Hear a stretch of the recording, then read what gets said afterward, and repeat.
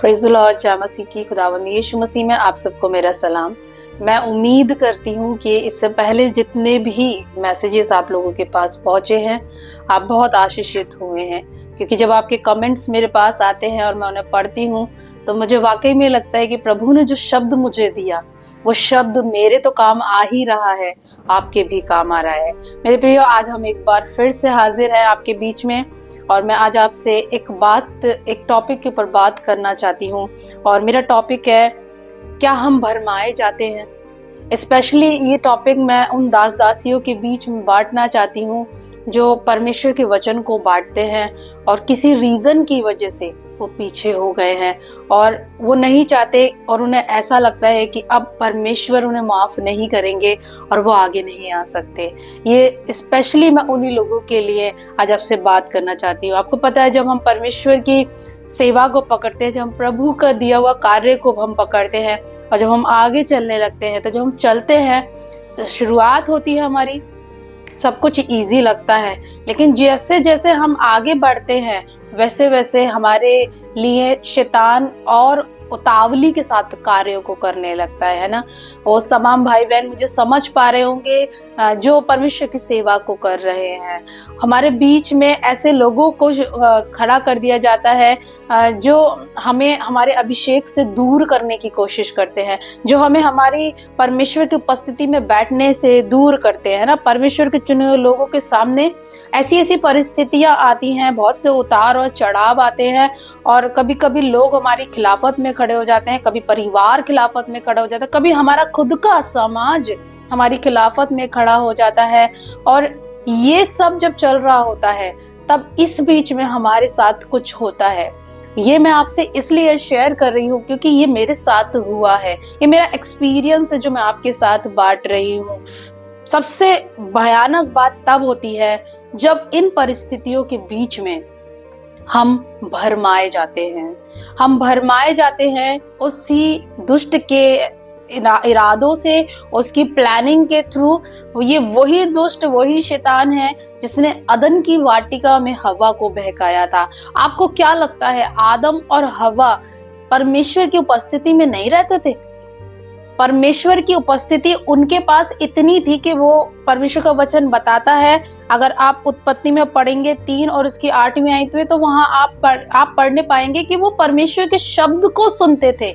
आज जब हम प्रेयर रूम में जाते हैं और हमें बहुत बहुत समय लग जाता है, हम घंटों बैठते हैं परमेश्वर की उस छोटी एक बड़ी आवाज को सुनने के लिए, लेकिन ये ऐसे 2 लोग थे जिनसे परमेश्वर बातें करता था। तो आप सोचिए वो कितनी उपस्थिति में प्रभु के रहते होंगे।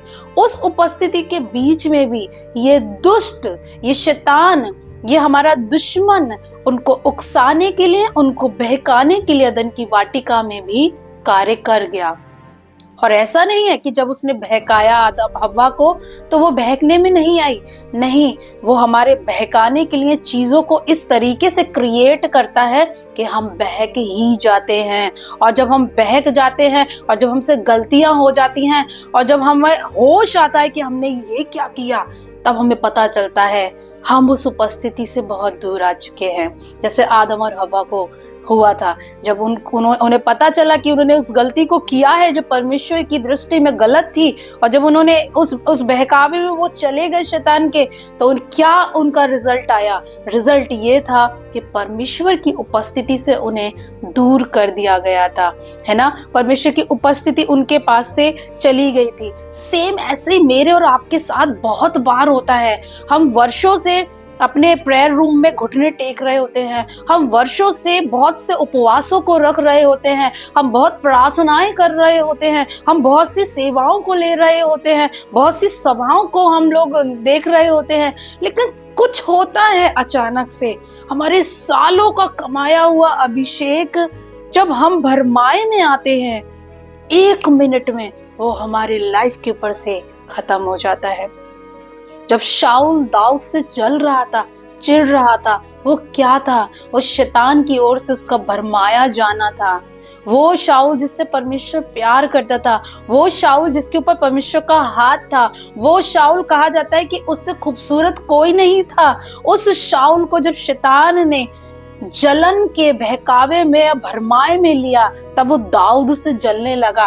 और तब क्या हुआ, उसके ऊपर से वो अभिषेक उठ गया और वो अभिषेक दाऊद के ऊपर जाके ठहर गया। आपको क्या लग रहा है कि आप और मैं ही सिर्फ भरमाए जाते हैं या हवा ही भरमाई गई थी? नहीं, आज मैं आपसे वचन से बात करूंगी, है ना। मैं वचन से आपसे बात करूंगी कि बड़े बड़े नबी, बड़े बड़े दास इस भरमाए में, इस बहकाए में आए हैं और वो गिर गए हैं। लेकिन बड़ी खूबसूरत सी बात है, इस भरमाए में भी और इस बहकाए में भी वो जो हमारा दयालु खुदा है, उसकी दया कम नहीं हुई।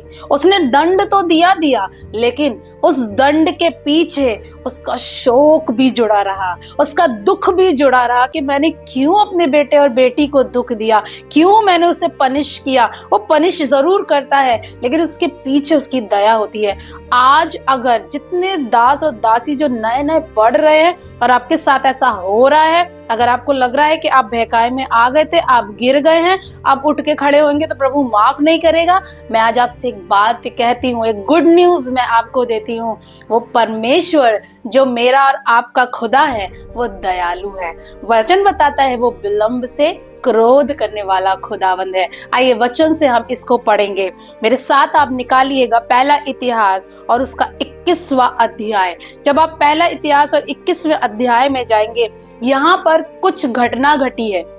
यहाँ दाऊद के बारे में बात की जा रही है।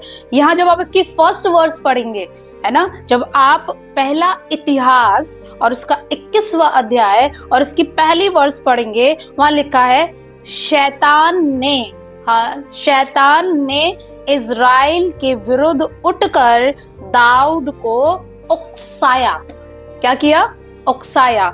सेम वर्स हम पढ़ेंगे दूसरा शमूएल उसकी 24वां अध्याय और उसकी फर्स्ट वर्स हम यहाँ लिखा है, यहोवा का कोप इज़राइलियों पर फिर भड़का और उसने दाऊद को उनकी हानि के लिए ये कहकर उभारा, इज़राइल और दाऊद की गिनती ले। यहाँ लिखा हुआ है उसने उकसाया। और आप पहला इतिहास 21 और उसकी फर्स्ट वर्स पढ़ेंगे, वहां लिखा है, साफ साफ लिखा है, शैतान ने इज़राइल के विरोध में भड़काया, उकसाया। उकसाने और भड़काने के लिए वो ढूंढता है ऐसे लोगों को जो प्रभु की उपस्थिति में बढ़ रहे होते हैं। यहाँ क्या किया है दाऊद ने? जब आप इसके पूरे चैप्टर को पढ़ेंगे, यहाँ दाऊद ने एक जनगणना की है या गिनती करी है और परमेश्वर के निगाह में उसको ये फील हुआ कि ये मैंने गलत किया है। वो कह रहा है कि मैंने ये गलती की है। अगर आप इसके नीचे आप आते जाएंगे, 7वीं वर्ष जब आप इसकी पढ़ेंगे, यहाँ लिखा है, यह बात परमेश्वर को बुरी लगी इसलिए उसने इज़राइल को मारा। 8वीं वर्ष में लिखा है, दाऊद ने, ध्यान से सुनिएगा, यहाँ लिखा है, दाऊद ने परमेश्वर से कहा, यह काम जो मैंने किया है वह महापाप है, परंतु एक बात और कह रहा है वो बाद में, परंतु अब अपने दास का अपराध अधर्म दूर कर मुझसे बड़ी मूर्खता हुई है। तब यहोवा ने दाऊद के दर्शकगाद से कहा, जाकर दाऊद से कह, यहोवा यूं कहता है, मैं तुझको 3 विपत्तियां दिखाता हूँ, इनमें से एक को चुन ले कि मैं उसे तुझ पर डालूं। हालेलुया। परमेश्वर का दास कह रहा है, जब उससे गलती हो गई, उसने रिपेंट किया है, वो मान रहा है कि उससे गलती हुई है, वो कह रहा है ये मुझसे महापाप हुआ है, मुझसे एक महापाप हुआ है। जब हम अपनी गलतियों को मानते हैं, वो बहकावे में आया, साफ साफ लिखा है फर्स्ट वर्स में, दाऊद बहकावे में आया, उसने वो काम किया जो प्रभु को नहीं पसंद, लेकिन जब उसने उसे कर लिया, जब वो उससे बाहर आया, जब वो अपने आपे में आया, जब उसके नारियल के अंदर ये घंटी बजी कि ये गलत हुआ है, और जब वो अपने आपे में आया तो उसे ये रियलाइज हुआ ये मुझसे गलत हुआ है, और उसने कहा, प्रभु मैंने गलती की है और तू मेरे अधर्म को क्षमा कर। देखिए, परमेश्वर ने उसके दंड के, उसके जो कार्य है उसके लिए दंड उसे दिया, लेकिन कितना दयालु खुदाबंद है। जब आप इसकी 10वीं वर्ष पढ़ेंगे, वहां लिखा है, उसने उसके लिए वहां भी एक रास्ते को खोला। जब आप वहां पढ़ेंगे तो वहां लिखा हुआ है कि परमेश्वर ने उसे 3 शर्तें रखी। परमेश्वर ने वहां पर 3 शर्तें रखी। तीनों शर्तों को हम एक बार देखेंगे क्या क्या थी। उसने कहा ठीक है, तूने गलती की है, दंड मिलेगा, 3 वर्ष का अकाल पड़े।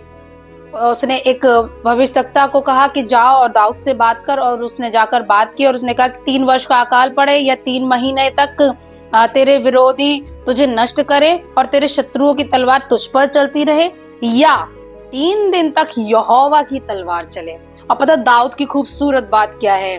दाऊद ने क्या कहा? दाऊद ने गाद से कहा, मैं बड़े संकट में पड़ा हूं, मैं यहोवा के हाथ में पड़ूंगा, क्योंकि उसकी दया बड़ी है, परंतु मनुष्य के हाथ में मुझे पड़ना ना पड़े। यहाँ उसने परमेश्वर के ऊपर अपने विश्वास को दिखाया। वो उकसाया गया, वो भरमाया गया, उसने गलती की। जब वो वापस आया तो उसने रिपेंट किया, और जब उसने रिपेंट किया तो उसने क्या कहा? उन 3 शर्तों में से एक शर्त को चुना जिसमें उसके परमेश्वर का हाथ रहा। और जब परमेश्वर के हाथ में वो आया, उसने कहा मैं उस शर्त को लूंगा जो मेरा प्रभु मेरे लिए करेगा। जो तीसरी शर्त थी वहां पे लिखा था कि यहोवा की तलवार चले। उसने कहा मेरे को ये बर्दाश्त है कि यहोवा की तलवार मुझ पे चले, बल्कि मनुष्य की तलवार ना चले, क्योंकि मनुष्य मेरे लिए अच्छा नहीं सोचेंगे।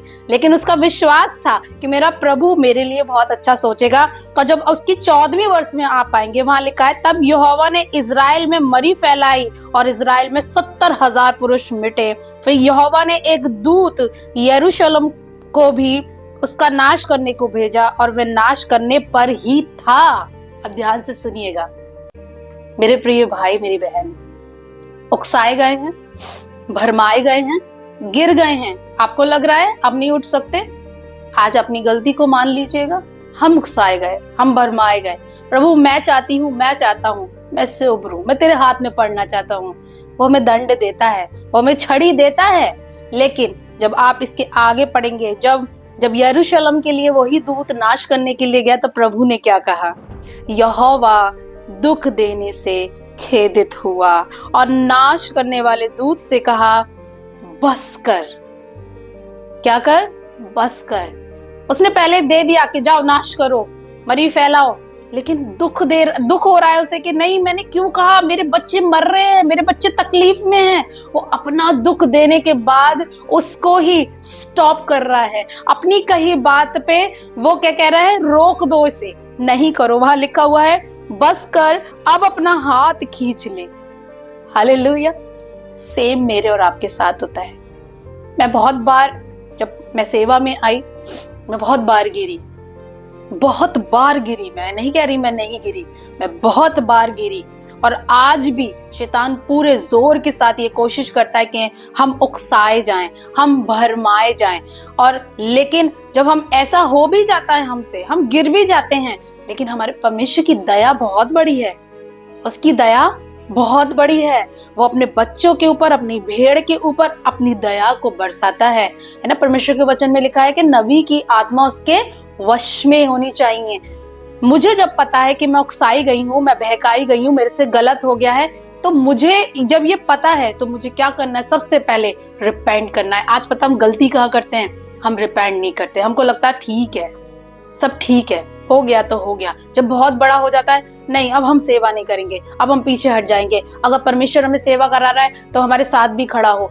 हम कहीं कहीं बहुत सारी गलतियों को कर देते हैं। जब हम सेवा में आते हैं, हमसे बहुत सारी गलतियां हो जाती हैं। हमारे पास सिर्फ और सिर्फ एक ही सॉल्यूशन है, रिपेंट करना। आप उकसाए गए हैं, रिपेंट कर लीजिए। आप गिराए गए हैं, रिपेंट कर लीजिए। आप बहक गए हैं, रिपेंट कर लीजिए। दाऊद अभिषिक्त था, नाश्ता था परमेश्वर के लिए, लेकिन सिर्फ एक ही चीज में गिराया गया। किसमें? व्यभिचार में। क्या उसने क्षमा नहीं मांगी? क्या परमेश्वर ने उसे क्षमा करके उसके बेटे को सिंहासन नहीं दिया, राज्य नहीं दिया? वो दयालु खुदा है। अगर आज उकसाए गए हैं, अगर आप भरमाए गए हैं, तो खुदावंद से आज माफी मांग लीजिएगा। खुदावंद आज आपको माफ करना जानते हैं। हालेलुया। परमेश्वर आपके लिए बड़े कामों को करना जानते हैं। ये तो दाऊद था। अगर आप वचन के अंदर और जाएंगे तो उकसाने के लिए, भरमाने के लिए शैतान हमेशा अपनों को इस्तेमाल करता है। जब यीशु मसीह को क्रूस चढ़ाने का प्लानिंग हुई थी पूरी, उसमें उसका एक अपना ही चेला शामिल था, उसको उकसाया गया था। ये वही चेला था, यहूदा इस्करियोती, जिसने यीशु के संग रोटियां खाई थी, जिसकी आंखों ने अंधों को आंखें देते हुए देखा था, जो यीशु के संग संग उन कदमों पे चला था जहां पे लोगों को बहुत सी आशीषें मिली थी। लेकिन उकसाया गया। क्या किया गया? उकसाया गया। अगर आप वचन में चले जाएंगे और आप मेरे साथ निकालना चाहेंगे पहला राजाओं और उसका 21वां अध्याय, तो वहां पे आपको आहाब के बारे में, राजा आहाब के बारे में बात पता चलेगी। वहां आप देखेंगे कि वहां पे एक मनुष्य है जिसका नाम है नाबोत, और उसकी एक दाख की बारी है जिसे आहाब लेना चाह रहा है कि तू मुझे ये दे दे क्योंकि ये मेरे घर के पास है। लेकिन नाबोत उसको मना कर देता है कि मैं तुझे ये नहीं दूंगा। और वो क्या कहता है? नाबोत कहता है, नाबोत, जब तीसरी वर्ष में आप उसके पढ़ेंगे, दूसरा राजाओं 21वां अध्याय और उसकी तीसरी वर्ष में आप पढ़ेंगे, वहां पर लिखा है, नाबोत ने आहाब से कहा, यहोवा ना करे कि मैं अपने पुरखाओं का निज भाग तुझे दूं। एक व्यक्ति ने मना कर दिया, मैं नहीं दूंगा तुझे। वो राजा है, राजा आहाब है। वो चाहता उसी वक्त तलवार निकालता और उसको मार देता कि तूने मुझे मना क्यों करा, ये मेरी प्रॉपर्टी है, मैं ले सकता हूँ। लेकिन उसने ऐसा नहीं किया। जब आप आगे पढ़ते जाएंगे तो उसने क्या कहा? वो अपने घर अप्रसन्न होकर अपने घर चला गया, बिछौने पे लेट गया, मुंह फेर लिया और कुछ भोजन न किया। उसने कुछ नहीं कहा। जब वो व्यक्ति 3rd वर्ष में ये बोल रहा था, यहोवा ना करे, इट मीन्स जब उसने इस वर्ड को बोला तो यहोवा का एक भय आहाब के अंदर आया, और आहाब ने उस भय में आके कि यहोवा ना करे मुझ पे भी विपत्ति आए, वो उस बात से पलट गया, हट गया, और उसने उसको नहीं लिया बल्कि वो अप्रसन्न होके चला गया। लेकिन इजाबेल जो उसकी वाइफ थी, जब उसने उससे पूछा कि क्या हुआ है, तब उसने उसे सारी स्टोरी बताई कि मुझे नाबोत ने अपनी दाकी बारी नहीं दी। तो आप जब इस पूरे चैप्टर को आप पढ़ेंगे तो आप उसकी 25वीं वर्ष में आप पढ़ेंगे, सचमुच आहाब के तुल्य और कोई ना था जिसने अपनी पत्नी इजाबेल के उकसाने पर वे काम करने को जो यहोवा की दृष्टि में बुरा है अपने को बेच डाला था। परमेश्वर की दृष्टि में किए गए बुरे कामों को करने के लिए, हमें उकसाने के लिए शैतान हमारे अपनों को भी इस्तेमाल करता है। याद रखिएगा, हो सकता है वो आपका भाई हो सकता है वो आपकी बहन हो सकता है वो आपका पति हो, और हो सकता है वो आपकी पत्नी हो। बहुत सारी जगहों पे जब ऐसे फैमिलीज के अंदर से दास दासियां निकलते हैं जहाँ पे कोई प्रभु में विश्वास नहीं रखता, लेकिन हाँ बस हमें चर्च जाना है, चर्च से आना है, उसके अलावा नहीं, बस इनफ। लेकिन जब वो बढ़ते हैं, परमेश्वर में आगे आते हैं, वही लोग खिलाफत में खड़े हो जाते हैं। उकसाया जा रहा है आपको, और होता है हमारी फैमिली के अंदर ऐसा कि हमारे सामने कुछ ना कुछ ऐसा बोल दिया जाता है जो हम अपना कंट्रोल खो देते हैं, और हमारा 40 दिनों के उपवास या 15 दिन के उपवास या हमारी सालों की प्रार्थनाएं 1 मिनट में हमारा कंट्रोल खोने की वजह से खत्म हो जाती हैं। लेकिन अगर ऐसा हुआ है तो ठहरिएगा और रुकिएगा। परमेश्वर की दया बड़ी है, वो आपके लिए दया रखता है। अगर आपने ऐसा कर दिया है, आज मैं उन भाई बहनों से बात कर रही हूँ जिन्होंने सेवा तो शुरू की, लेकिन जब उनके जीवन में कुछ गलत हो गया, कुछ ऐसा हो गया, जब वो गिर गए तो पीछे लौट गए, बैकस्लाइड हो गए। वापस मत जाइए। आज प्रभु आपसे कह रहे हैं, लौट आइए। अगर मैं छड़ी देना जानता हूँ तो मैं प्यार करना उससे दुगना जानता हूँ। ये वो खुदा है जिसने अपना बेटा आपके और मेरे लिए दिया ताकि मैं और आप उद्धार पाने पाए, है ना, नजात को पाने पाए, अनंत जीवन को पाने पाए। अगर आज आपकी लाइफ के अंदर ये परिस्थितियां चल रही हैं, आज आप उकसाए गए हैं, आज आप शैतान के द्वारा बहकाए गए हैं, चाहे वो रूप आपका किसी अजीज ने ले लिया हो, आपके दोस्त ने ले लिया हो, परेशान मत होइएगा। सिर्फ दाऊद की तरह रिपेंट करिएगा, और मनुष्य से ज्यादा बेहतर है अपने खुदा के हाथ में पड़ जाइएगा, क्योंकि आपके खुदा की दया बहुत है, और वो दाऊद की तरह आपके ऊपर भी दया को करेगा, और वो आपके लिए बड़े कामों को करेगा। जब आहाब को पता चला कि क्या क्या हो गया है, उसने अपने वस्त्रों को फाड़ा और वो उपवास करने लगा। और पता, जब आप उस वचन को पढ़ेंगे, वहां पे लिखा है, परमेश्वर ने कहा, आहाब नम्र हो गया है, आहाब नम्र हो गया, उसने अपनी कठोरता को छोड़ दिया है। अगर आज आप उकसाए गए हैं, अगर आप उन परिस्थितियों की वजह से कठोर हो गए हैं, नम्र हो जाइएगा, क्योंकि आपका खुदा आपको बहुत बहुत आगे बढ़ाने की कोशिशों में लगा रहता है, और शैतान सेम रीति से आपको गिराने गिराने की कोशिश में लगा रहता है। तो हमें गिरना नहीं है। हो गई गलती, हो गई, आगे बढ़िए। हमारा खुदावन हमारे पापों को पीछे फेंक देता है और कभी भी नहीं देखता है। प्रभु आप सबको बहुत आशीष दे। आमीन।